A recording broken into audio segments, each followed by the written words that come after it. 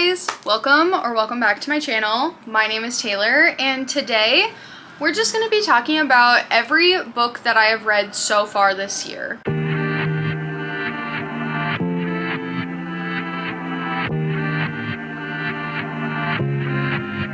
As I'm filming this, it is Friday, March 14th, and I have read 32 books. I did set a goal at the beginning of the year of 50 books just because I didn't know what this year was going to kind of bring for me. I didn't want to set a goal of 100 books. I read like 103 in 2024, but I don't want to like have to strive for those sorts of numbers, if that makes sense. I just want to be like, oh, I know I can achieve 50 in a year at least, and so if I get past that, then we can reevaluate the goal. But yeah, we're just going to go through, I'm just going to kind of talk about each book and how I felt about all of them. And I'm going to start at the very beginning, and I will be telling you whether or not I read them physically or as like a Kindle Unlimited book or listened to it on audio. Let's just get started. The first book I finished in January was Atalanta by Jennifer Saint. I gave this book 4 stars. This was probably one of the best books I feel like I've ever read. It was so good. It did drag a bit at points, which is why it didn't get that like 5-star. But when I tell you, I talk about this book all the time. The premise of the book is Atalanta was a chosen champion of Artemis to go on Jason's quest for the Golden Fleece. All of the other gods and goddesses were choosing their champions. Artemis wanted to be represented as well.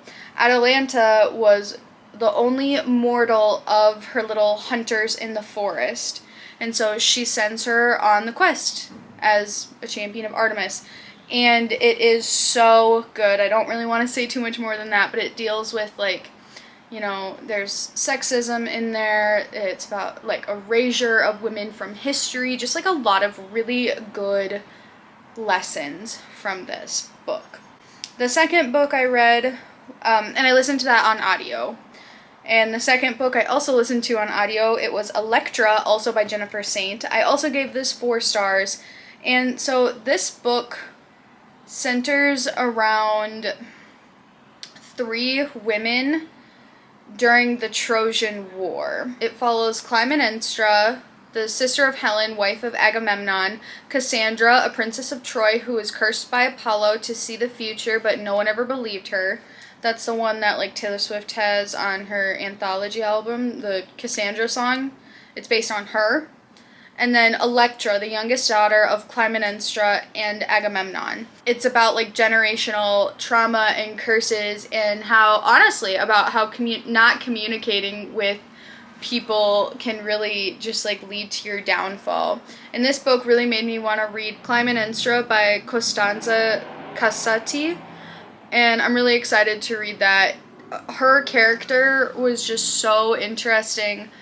Being the wife of Agamemnon, clearly not easy, but then she does some stuff. But yeah, so we're following these 3 women as they just have to basically watch the men around them act a fool, and that's rough. And then the first book that I have that's off of my physical TBR, one of my goals this year is to read 5 books off of my physical TBR each month. I'm really slacking with that, but you know, we're working on it. So this is The End of Love, Sex and Desire in the 21st Century by Tamara Tenenbaum. So this book is a book of essays and also a little bit memoir-esque. I gave this 4 stars, and it was just really interesting. So I'm just going to read you a little bit on the little flap here. It says, "This is a bold personal manifesto on our contemporary understanding of romantic love and how the contradictions of inherited traditions and technology affect the way we build relationships." So our author, Tamara Tenenbaum, grew up in an Orthodox Jewish community in Buenos Aires. And once she became like a preteen, she decided to go to secular school. Her family was chill with that. And it's really interesting, her essays about coming into secular life and learning the ways of which everything happens. I definitely liked the beginning of this book a little bit more than the ending of the book, but overall it was really interesting, and it was kind of nice to read a book about love and desire that wasn't so United States focused. So I bought this book. The company that published it is called Europa Compass, and I bought this book in Cleveland, Ohio when I was there for work. It's this place called Clevo Books, and they specialize in books in translation. So I just really thought this book was interesting, and it came pretty highly recommended from the guy, the like bookseller there. So I really liked that one. And then the next book I read was Binding 13 by Chloe Walsh. These books are such behemoths. I gave this 4 stars. I really had a great start to the year. So I read this tandem on Kindle Unlimited and the paperback, but eventually I just switched completely to Kindle because this book is just like heavy and the pages are like Bible thin. They're like tissue paper. This book is so good.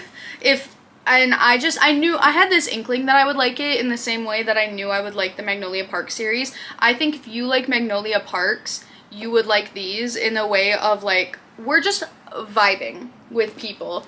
But the students that we follow in these books are like really good people, whereas Magnolia Parks are a bit more morally gray. So this follows Johnny and Shannon. Shannon is a girl who is bullied a lot at her previous high school, and so she ends up going to Tommen College. And this is set in Ireland, and just over there they call like 6th grade through maybe 7th grade through senior year. It's like college. It's explained like kind of in the book, and you're just kind of like, okay, so she's like a sophomore and Johnny is a junior essentially, and he just really likes her and she really likes him, and it's just really cute. It is YA, and I know some people are like, oh my god, I can't deal with YA. It's also a bit of a dark book. I'm making it sound like it's a sunshiny thing. It is a dark book, because Shannon's home life is not so great. But yeah, I highly recommend Binding 13. The next book I read was Home is Where the Bodies Are by Geneva Rose. I gave this 2 stars. This was the first 2-star of the year. It was the first non-4-star of the year too. I just didn't like it. It was a thriller about these people whose mother, these siblings who they all suck. Their mother passes away, and so they're basically organizing her affair, and then they find something and it's like, oh my god, oh no. And it just was like, it's not even that it was predictable, because I can't predict anything. Put a thriller in front of me, I'm not gonna predict anything in it. So it's not like I've got some sort of spidey senses that tell me what's gonna happen in a book, but it at least has to be entertaining, and I am surprised that I even got through the entirety of that book. The next book was my first 5-star of the year, and also now I know I need to read every book by this person, and yeah, so it was Kristen Hanna's The Four Winds. I was so surprised by how much I loved this book. And while I do have this physical copy, I listened to this on audio. The audiobook was amazing.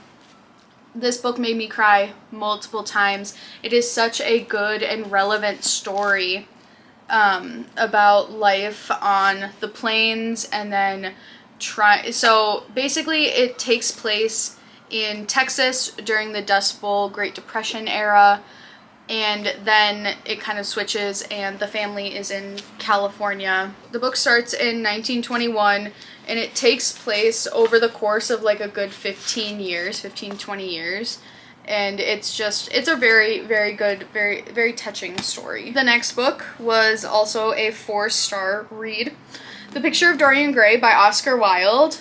See, this is the kind of classics that I want to read. I know that I caught some, I know some people had some things to say about, the books that I didn't like in 2024, but this just shows it's not, I don't hate all classics. So, this book is about Dorian Gray, and he is the most beautiful young man that everyone has ever seen. Everybody loves Dorian Gray. And his friend Basil paints a picture of him, and Dorian Gray is jealous that the picture will forever be young while he ages, and he essentially like trades his soul for the painting to age for him to not age, and it's his descent into madness. Now, I know that we can talk about Lord Henry character and how he is a very sexist character, but the whole point of Henry is to be a devil on Dorian's shoulder, and at multiple times in the text, other characters are like, hey, yo, Henry, can you not act like that? So, I mean, I don't know, it's the way in which it's used. I don't know. I also have this book that I recently bought. It's called The Wilde Century, and it is all about Oscar Wilde. Also, this book is queer. This is a very queer book, and anyone who tells you differently is trying to erase queerness from history. Like, I read the opening scene is between Basil the painter and Lord Henry, and Basil will not shut up about how much he loves Dorian Gray. And it's gay. It's super gay. And I loved it. I really loved this book. It's chef's kiss. Very good. The next book I read was Onyx Storm. That's the Empyrean #3, so that's in like the Fourth Wing series. I gave it 4 stars. I mean, there's not much to say since it is a series. I really do need to go back and like truly reread Fourth Wing and Iron Flame, and then obviously this one too. I really like it, but a lot of people are like, they're diving into it so much more critically than I am, and I'm like, maybe I should do that too. But like, I'm here for the vibes. I am here for the dragon vibes. It is just a good time for me. I don't know what you want from me. And then I read A Dowry of Blood by S.T. Gibson. And this is about the brides of Dracula. It's told from the point of view of Constanza, who was Dracula's first wife. And we follow her through hundreds of years with being with Dracula, how, you know, they came to be in this like kind of poly relationship, and the power dynamics and the abuse that she suffers at his hands. And it's a short book. I think it was only like 5 hours. I listened to it on audio, and just so good. Very, very gothic. Like one of the most gothic books I've ever read. And the way that the gothic genre works is it's very slow until kind of the end. But sometimes gothic books have a problem with like almost getting to be too slow. But I feel like this one, while slow, had enough going on to keep me entertained, which is why it got 4 stars. And it was just so captivating. So that's A Dowry of Blood. And then somehow I decided that I needed to read the entire series of Unfortunate Events by Lemony Snicket. And so I don't want to talk about each book individually. They all are ranking between 3 and 4 stars. I have I think only 4 books left in the series. I've been listening to them all on audiobook. I've checked them all out from the library. And so I'm just going to read them off of here, but I'm not going to say anything. It's a good series. It's about the Baudelaire orphans running away from Count Olaf. Good times, but also very sad for children's books. So I have The Bad Beginning and The Reptile Room, both of which were 4 stars. And then Keeping 13, The Boys of Tommen 2. This is the second book the second and final book in Johnny and Shannon's love story. And this book has so much more going on than Binding 13. I just really liked Keeping 13 better. But that's not to say that Binding 13 was bad. I like the way in which Chloe Walsh had these characters together, and they weren't constantly like getting together, breaking up. Like, they both had insecurities in the relationship, and it's not like they would talk about them, but they would like kind of talk about them, but it wasn't toxic. I don't know, maybe I'm like stupid, but like I didn't find their relationship to be toxic. Obsessive, yes. Too obsessive for like how young they are, but like that's being a teenager. Like, truly, that's just being a teenager. So I really liked that, and this book definitely solidified that like Boys of Tommen is a series that I want to own, that I want to reread in the future. This book also made me cry, like, a lot. I was with my students, we were going to a competition, and I'm just, like, bawling on the bus ride to this competition. Nobody said anything, because, like, I'm crying quietly, but I'm like, oh my god, I need to pull it together. I can't be crying in front of these students. And then the second nonfiction book that I read this year was The Ethical Slut. I gave this 3 stars. I really wasn't that impressed with this book. I do think that it has a lot of really good advice on relationships and, you know, not centering yourself or, you know, letting your ego get too big, especially if you are interested in polyamorous relationships in some sort of way. One thing that I really hated was that this book is a cheater apology kind of book. Like, basically they think that anybody who cheats, it's supposed to be an open door to open up for a polyamorous relationship, rather than what cheating truly is, which is an extreme breach of trust in a relationship. Because if you and that person enter into a relationship in a monogamous way, and then one person goes and it's like a non-consensual polyamorous situation or whatever, that's not cool. And like, I just don't like the thought that these people were just like, yeah, no, it's like fine, you just need to like listen to your partner, you know, they just need more. Also, you don't have to have sex with your friends. Have you ever just tried having a friend that you don't have sex with? And like, obviously this book is supposed to like advocate for stuff like that if that's what you need, or blah blah blah blah blah, but it didn't even say like, hey, not every friend is what you're meant to like do that with, because you can have deep and fulfilling and meaningful relationships with people that you aren't having sex with. So maybe I was thinking about it too critically, but I just like wasn't, like I said, lots of good stuff, lots of stuff that I just didn't agree with personally. I would say like, if you are interested in looking into polyamory for yourself, you should read this book. I'm not saying that nobody should read this book. I just don't think it was for me on a few levels. Another classic that I'm pretty okay with, Wuthering Heights by Emily Bronte. I am surprised by how much I both did and didn't like this book. I'm very conflicted about it, and I do think about that a lot. First off, everyone in this book sucks. Whoever wants a Heathcliff, are you okay? Have you read this book? Heathcliff sucks. Heathcliff, like, big sucks. So, essentially, gosh, this book is also so slow. So slow. It did not need to be this long. So essentially, we have Catherine and Heathcliff. They are childhood best friends, and they do love each other. No matter what you say, like, they got big feelings for one another. But then Catherine, you know, she can't be with Heathcliff. He's not of noble birth. So she goes and marries someone else. Heathcliff, angry. He leaves. He comes back. He's got money now. And like, it's people who are too obsessed with themselves to worry about anything else. And I think that's what I like about this book, is that nobody is spared. Nobody is like, oh my god, the perfect person, all this stuff. No, everybody sucks. Everybody sucks in this book, and I'm here for it. It did only get 3 stars, but it's good. I don't know. I liked it. Okay, the next one was The Girls by Emma Cline. This book became on my radar because when I went to Savers looking for books, I saw the cover and I was like, oh, interesting. This book looks like it would be good because it's about a cult. It's about a girl who gets wrapped up in like a cult situation. And I gave it 2 stars.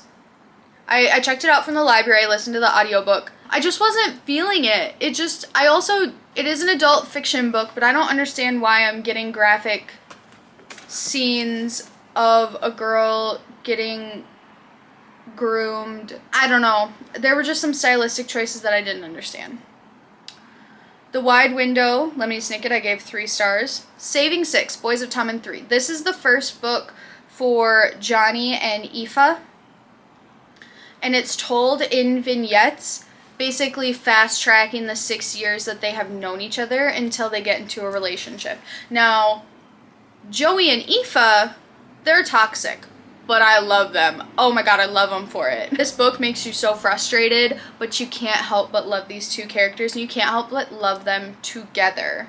So that one got 4 stars. Then we have The Miserable Mill, The Austere Academy, The Ersatz Elevator, and The Vile Village, all by Lemony Snicket. And they all got 3 and 4 stars. The next book is Communion by, Communion, The Female Search for Love by Bell Hooks. This book, so good. I gave it 5 stars. I didn't expect anything less from Bell Hooks. We all know how much I love All About Love, how it's just, these are think pieces about women and love. So one's about aging, one is about like love and power, love and working, choosing to love, friends, and there is one about lesbians, but that chapter I'm not the biggest fan of. It really dates this book because it presents it as if being a lesbian or like having a girlfriend and like long-lasting partnerships with women is like a choice, and as if sexuality is like something you can choose, and I don't agree with that. She does handle it with like, what's the word? I think she handles it respectively, but I can tell that it's like, it dates the book, and Bell Hooks is just like clearly not a queer woman, which is fine. But other than that, I loved this book. I loved sitting down and reading it. I like how Bell Hooks makes me think. So like, for example, one of the chapters is about like how a lot of women in the 80s turned away from feminism because they feel like feminism failed them. Because feminism was supposed to fix all the problems, right? And that's already like not a true statement, but they thought feminism is supposed to fix all the problems. Essentially, men were okay with women being in the workplace, women taking on more responsibility, all this stuff. They were okay with women being equal partners out in the world where it benefited them, but that women being equal in their own home was not beneficial to men. And so women got a lot of pushback and a lot of strife because the men in their lives did not see them as full-fledged people. It was a big thing where, oh, well, I respect your right to work, but if you don't want to have sex with me every single night, what the hell? And, I thought that was really interesting because it makes sense as to, all these women can be feminists, but we also need male allies, or we need men to truly buy into the fact that they can't just do whatever they want to our bodies whenever they want to. The next book is Pride and Prejudice. I understand that this is the enemies to lovers blueprint. It was just okay. I gave it 3 stars. I do think I liked Wuthering Heights more than this. And I think it's because we do this weird 180 with, like, Darcy. Like, he's still, like, a dick. Like, it's not like he gets better. And it's also, one thing that is really interesting about this is a lot of people think that Jane Austen is some sort of, like, feminist icon. But this book exists within the confines of patriarchy, and that's not me, like, what's the word? That's not, like, I can understand this was revolutionary for its time. It was still an enjoyable read to me. But Jane Austen is not, she was feminist for her time.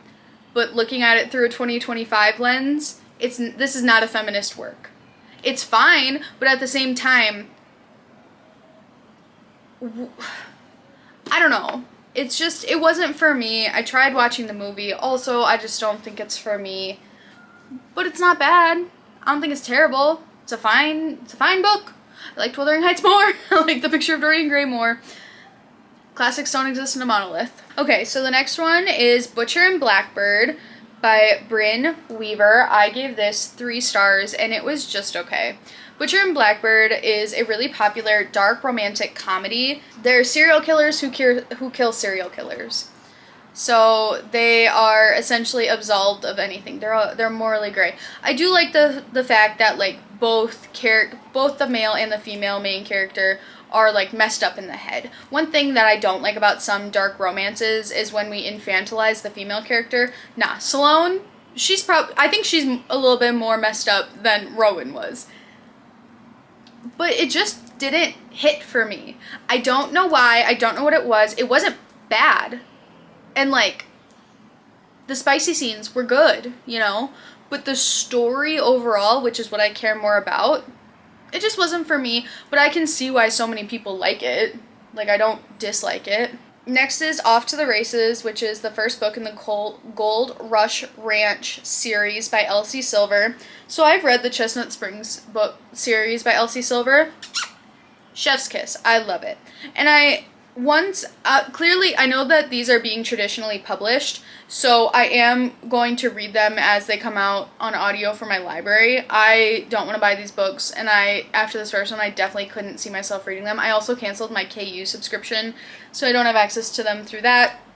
I gave this book 2 stars because essentially it's our main female character teaching a man empathy, and I'm just like not cool with that. I did binge it pretty fast. Elsie Silver writes good books. I just didn't like this one. It just wasn't my favorite. And then I have the Carnivorous Carnival by Lemony Snicket. I gave that 4 stars. Educated by Tara Westover. Okay, you gotta listen to me on this one. So this is a memoir. And one thing about when I do rate memoirs because I'm a person with an opinion and it's okay to have. This is objectively a good book, but it should not be called Educated. It is not about how our narrator, Tara, it is not about how she overcome where she came from and like went to Harvard and Oxford and all of these places, because it's way more about the power struggles within her religious family confines. So it still makes for a very good book, but the book should be called OSHA Violations That My Family Committed. This book has so many graphic descriptions of things that happen to these poor people's bodies that they never go to the doctor for. Like I said, while still a good book, this is just the criticism I have, because it's not about her going to school. It's way more about how she not even how she tries to break out, but like the second half of the book is kind of about how she like tries to break out of it and how she keeps coming back. It's still good. It's just not like the way it's marketed it's mismarketed in my opinion. Only a few books left. The next one is The Rabbit Hutch by Tess Gunty. I gave this 2 stars. This cover is gorgeous. Let me just show you what this cover looks like. I've never seen a more gorgeous cover in my entire life. I knew the minute this book was published that I wanted to read this book. And I am so glad I've never spent a dime on this book. I listened to this on audio from my library. This is the most fiction book to ever fiction. So the Rabbit Hutch is a name for the apartment complex that this centers around, and nothing happens. Maybe I'm stupid. I didn't understand the whole like point of the story, but what the heck? What the heck? There's an entire plot line about someone who doesn't live in the Rabbit Hutch, how this is a 50-year-old man. He likes to break glow sticks and rub the glow stick goo all over his body and break into his enemy's apartment and wiggle around. Just wiggle around. He doesn't like do anything to them. He just wiggles around and then he leaves. He just wants to freak them out in that way. Like, what? That is insanity. Who thinks of that? What is the literary implication of doing something like that? What? No. No. It was not for me. Next is Pucking Ever After, Volume 1 by Emily Rath. This is a bind-up of novellas from the events that happen like before the wedding in LA. So we have like a couple different scenes. This one wasn't super impactful. I gave it 3 stars. It really was just a lot of like smut scenes. And I was like, okay, you know, cool, funky, fresh, but like, meh. Malibu Rising by Taylor Jenkins Reid, 4 stars. Amazing. She never fails. I swear to God, she never misses. And this book and Carrie Soto is Back are very clearly like tied together, and I need to read Carrie Soto is Back now. But Malibu Rising is about the 4 kids of this rock star in the 80s. And it centers around one night. Well, it's told in like dual timelines and then also in like one day. So we follow like the love story of their father and their mother, but then we also are following the kids as they are getting ready for this. All the kids are adults now. And it was complex. It was interesting. It was cathartic. just very, very good. Like I said, Taylor Jenkins Reid always does good work. And then I read Pucking Ever After Volume 2 by Emily Rath. I gave this 4 stars. It was leaps and bounds better than the first Pucking Ever After, in my opinion. But I think it's because we got more than just, like what I mentioned. So we're really like fleshing out the families. They're starting to have kids, all this stuff. Of course, my camera would die when I am like almost done with this video.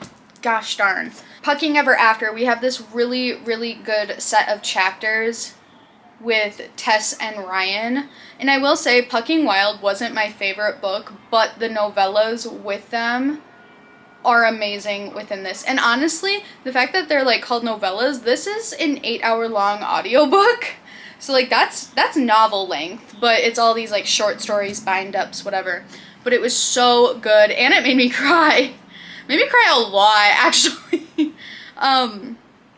But yeah, so that is the 32 books that I've read so far this year. I am having a pretty good reading year so far. I'm very happy with how things are going. I've technically read 9 books off of my physical TBR. I just gave my friend Butcher and Blackbird because I was like, I don't like this, I'm not gonna keep it. And I am going to be finishing a couple other physical TBR books here to come, so yeah, that is everything. That's wild. Thank you so much for watching this video. Hopefully you found some books to add to your TBR. How is your reading year going so far? I hope it's going really, really well. Yeah, don't forget to give this video a like and subscribe to the channel for more reading and crochet content. And I will see you guys next time. Bye.